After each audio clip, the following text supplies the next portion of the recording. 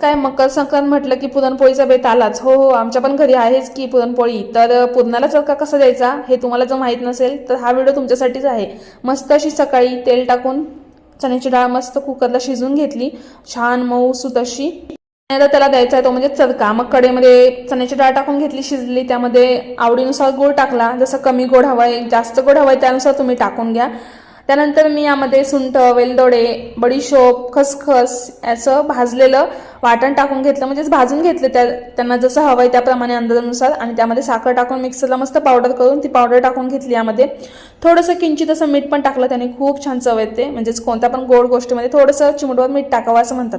आणि त्या डाळीला छान असं चरका देऊन झालाय की पुरण वाटून घ्यायचं पुरणाच्या जाळीच्या साह्याने. आणि मस्त असं पुरण वाटून झालंय. आता मस्त खमंग अशा टमटम फुगलेल्या पोळ्या करून घ्यायच्या. तर हा चरका देण्याचा व्हिडिओ तुम्हाला कसा वाटला चला नक्की कमेंट करून सांगा. आणि चला सबस्क्राईब करा की तेवढं गोड गोड बोलून